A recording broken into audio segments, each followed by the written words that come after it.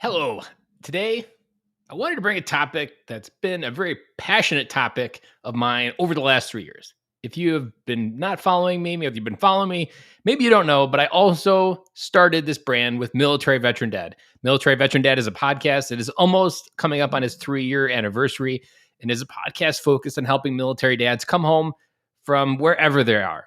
Military dads, we come home from war, whether we come home military service, we come home physically, but we don't come home emotionally. That 3 year journey has brought so many more different thoughts into my life and even allowed me to step into a bigger brand called the Business of Fatherhood. But today, I want to do a live conversation on something that the Marine Corps just announced earlier in the month, that they figured out what everybody else knew in the room, that Marines are not inventory. That Marines are not inventory is this new philosophy that they're bundling together in a military-esque way, calling it talent management 2030, meaning over the next 10 years, their plan is to reincorporate, redesign all the different areas that they manage people that are no longer inventory. Literally in the headlines that talk about this announcement is that we're changing our approach. We're changing our approach from saying we don't want to manage the Marines that are in their 4 year enlistments and treating them like inventory and letting them leave. We want to change that mindset and treat them like people so that they begin to choose to stay and that we have an atmosphere that fosters family, fosters career-long ambitions. And currently, the Marine Corps only keeps about 30% of its force. It has one of the lowest retention rates of any of the branches out there. And I want to talk about this for a couple of reasons. One, because it's really important for me because not treating us like inventory is what the Military Veteran Dad podcast has been talking about for so many years now. It is this idea that we have families. It is this idea that I am not just a Marine. I am not just an airman. I am not just a soldier. I am a dad.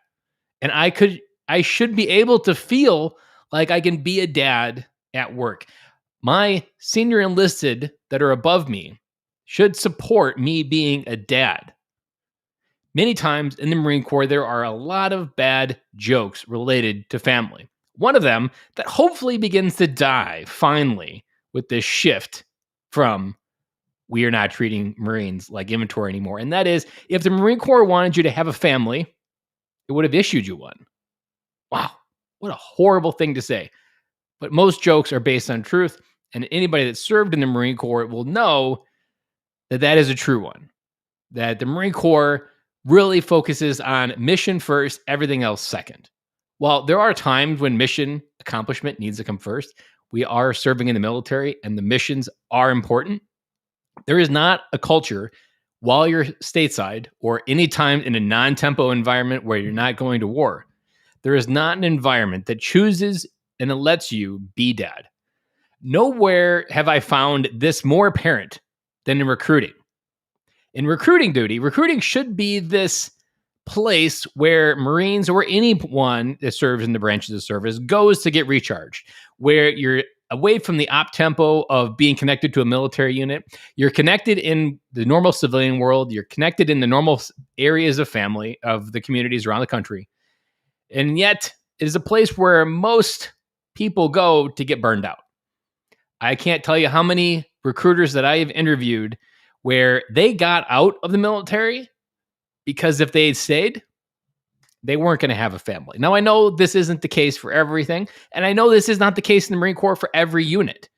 There are many units that are the opposite of this. They have the command structure to support family. They have the command integration programs for when someone comes back from a deployment to help them reintegrate with family.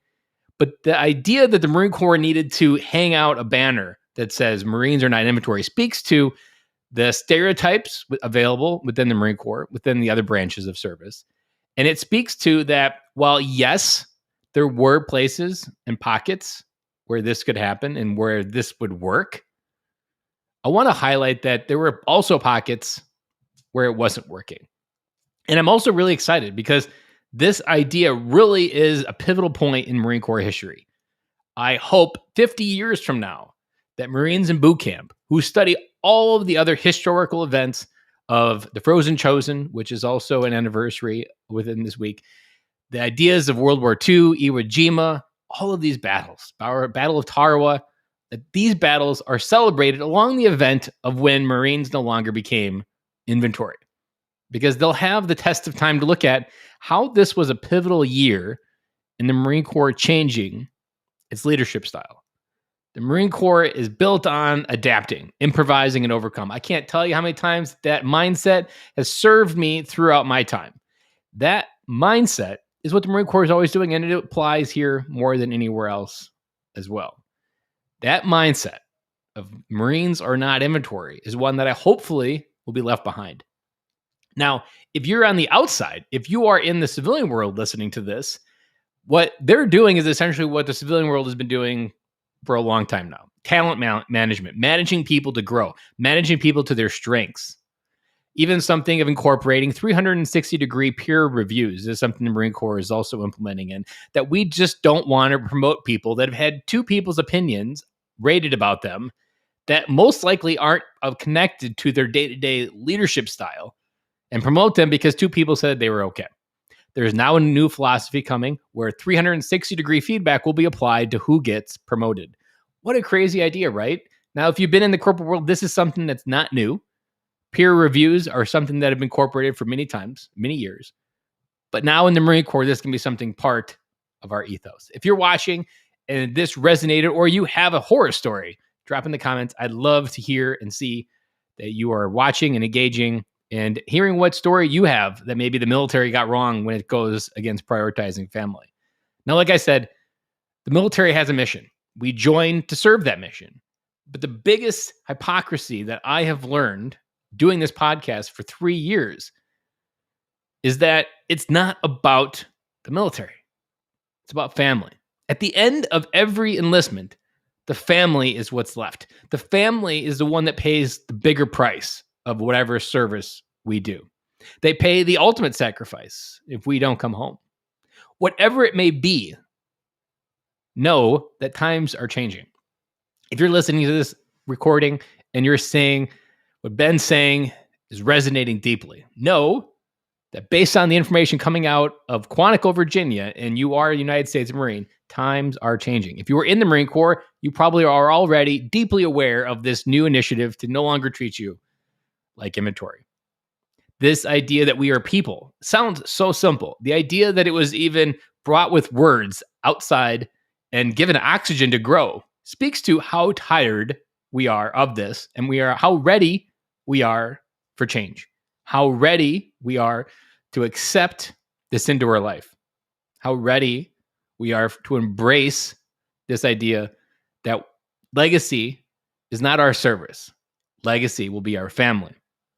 I'm a United States Marine, and I carry with me the legacy of every Marine who's lost his life before me and every Marine who currently lives his life today.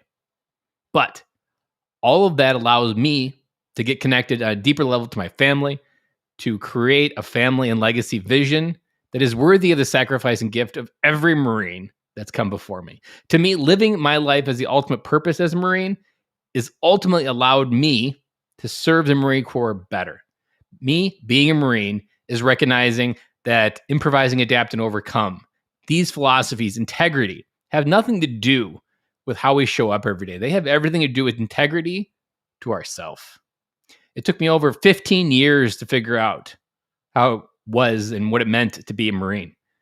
Because being a Marine, fairly simple, it felt like. You just show up, do what you're told, follow in line, follow the crowd, things show up.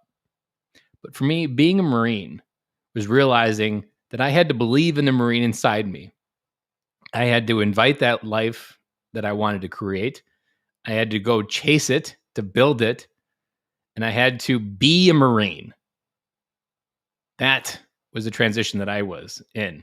And so I'm so excited for the Marine Corps making this shift. I'm excited to look back on however many years I have left to say that this was a month when the Marine Corps became a fighting force that the world has never even known, because the Marine Corps we know today is still one that treats people like inventory. So imagine the potential that could be unleashed by changing it from inventory to people, and what kind of force this could go to.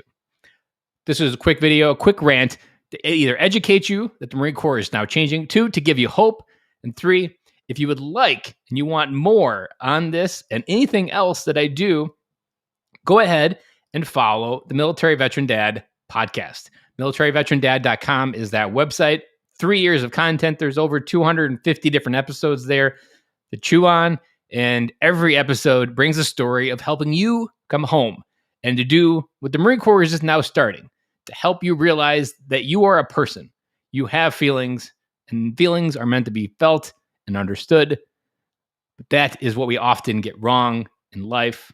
And I've been on a mission to change it. And I am excited that the Marine Corps is finally also on a mission as well.